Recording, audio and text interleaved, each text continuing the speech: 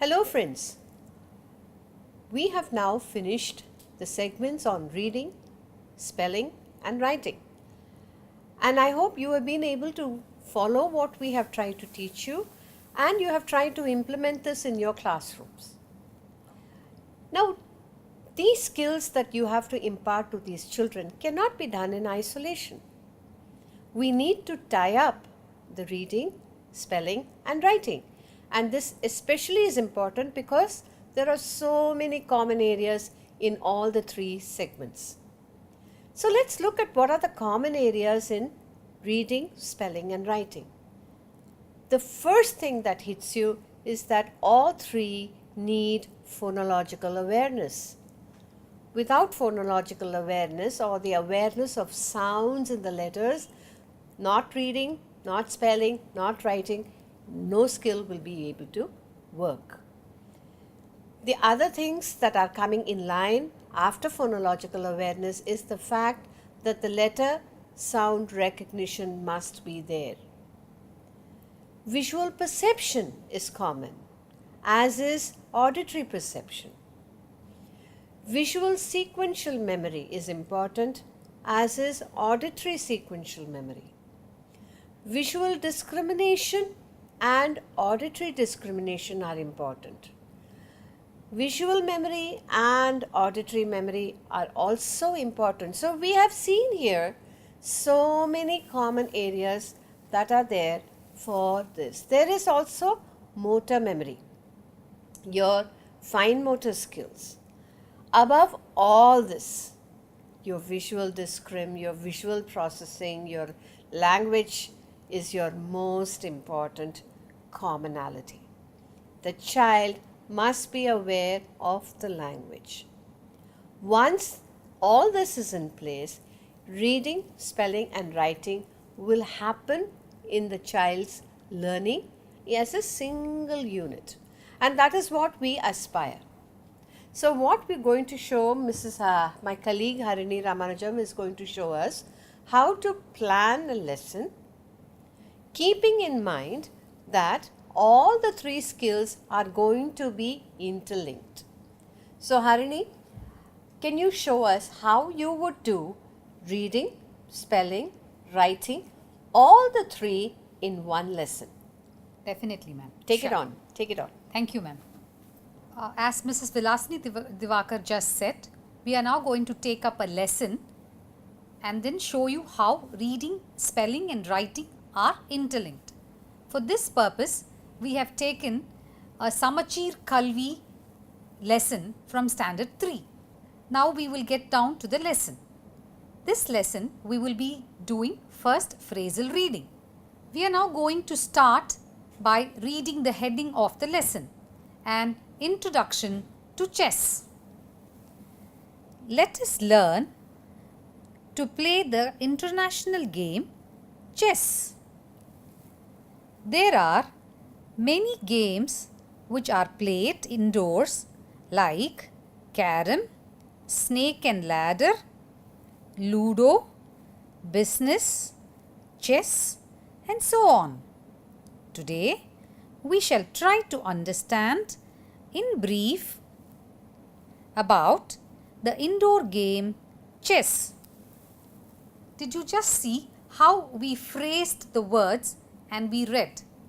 When we did that, it was quite comfortable in reading and also helped us to understand the passage as and when we read. We just read the passage. Now we are going to help the child to understand the passage. In this passage, as you can see, it says, today we shall try to understand in brief about the indoor game chess. Now this word brief, what does it mean here? In this sentence, it means that we are going to understand all about the game chess in short. So the word brief implies short. And what are we talking about? We are talking about chess and the game chess in particular. We also saw the various indoor games like ludo, snake and ladder, carom, right? And now this passage or the forthcoming passages are now going to talk about in specific the game chess. Having read and made the child understand each and every paragraph by questioning them wherever it needs to be so that the child is clear about the passage, let us now see how we are going to teach spellings to the child. In the spelling segments, we must have come across various spelling rules. All that will be incorporated in this passage. Having read and understood the passage, now we are going to take few words from the passage and see how spellings can be taught to the child. We have taken up the words snake, ludo, ladder, chess and brief. Now the word snake. What is the short vowel sound of A? It is A. You must have come across in the previous spelling segments about the magic E rule. So that is applied here, and here the word snake has the magic E, which in turn makes the sound of A the long sound. Hence it is the word snake. There is another word in the passage too which has a long vowel sound, long A, that is game. Now we have identified the word, the vowel, the long vowel words in the passage. Let us see how we can teach it to the child. Let us take the Sonde system. S, N, A, K, E, snake. Again S, N, A, K, E, snake. What is this letter? A. What is this letter? E. What is this letter? N. How about this one? K. And this one? S. Again S, N, A, K, E, snake.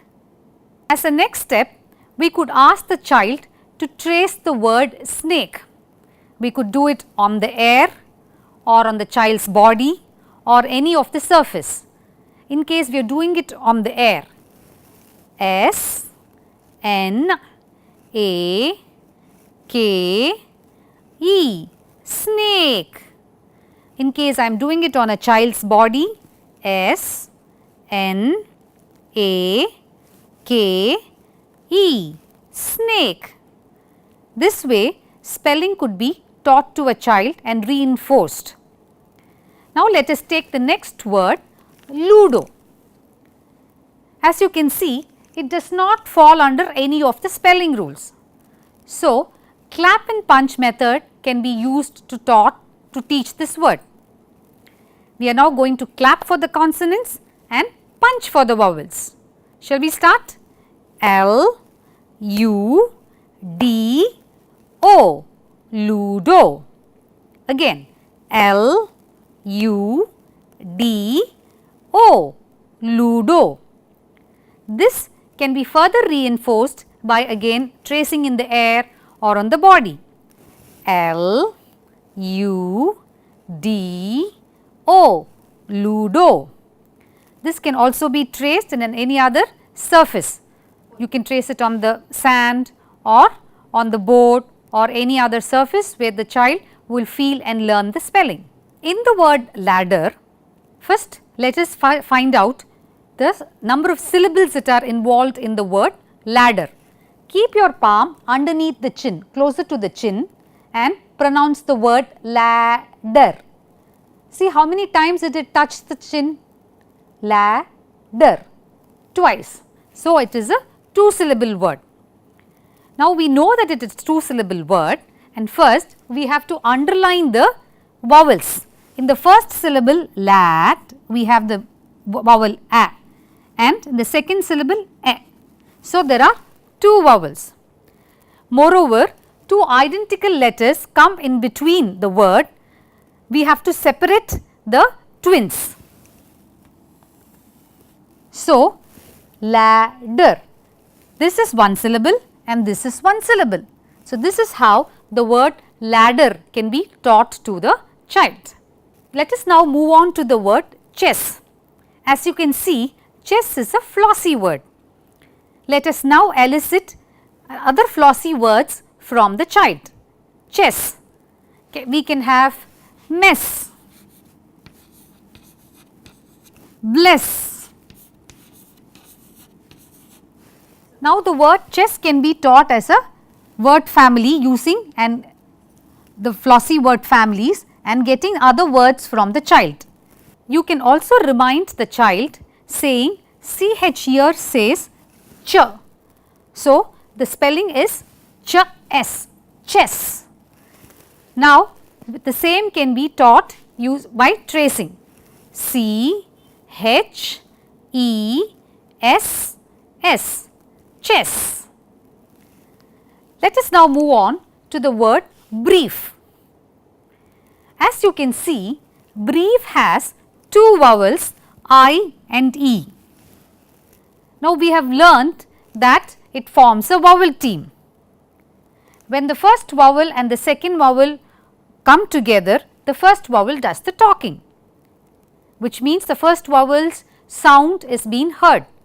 Is it true in this case? No, this is an exception. So, how are we going to teach the child? We can teach the child as a word family like brief, grief, mischief, chief, and so on. So, the child understands how to spell the word brief. This can also be followed by configuration boxes and by tracing in the air or by other methods of tracing in order to reiterate the spellings. Having gone through reading and spelling, we will now culminate it in writing. First, we will start off with the fill in the blanks. Here the child is supposed to read and read the sentence and the words and put the appropriate words in the blank that is being given. So, in this case, chess is also called dash. So, this dash is not given just as a dash, instead configuration boxes are given so that the child is able to identify the word with respect to this configuration box and fill in. In the next pattern, what we have given you is, we have just given the sentence, I like to play carom and dash. Here the number of letters in a word is being given as a clue to the child, so that the child identifies that this word consists of 4-letter words and it looks up and looks at the 4-letter word, identifies it, reads it and then puts it at appropriate place. Having taught the child what a sentence is, we are now going to teach the child how a simple sentence can be extended. Here the playing board is marked with what? We are teaching the child to extend the sentence by using the question words. Here the word question is what is being used. So, the child from the textbook, he can write the playing board is marked with squares. So, it answers the question what. In the next sentence, I like to play chess where. So, again here we are teaching the child the answer for the question where. With this leading question where, he has to incorporate a place here, he has to write a place. So, from the textbook or from the passage that he has so far understood and read, he will be able to write indoors. Now, he has understood the meaning that indoors represents a place. Thank you, Harini, for showing us how we can tie up the reading, spelling and writing while doing the lessons. And you friends have learnt that nothing is done in isolation. A child must be exposed to all the 3 factors of learning, which is your reading, spelling and writing, and that is what is going to be setting him on to his path of learning. Thank you. Thank you.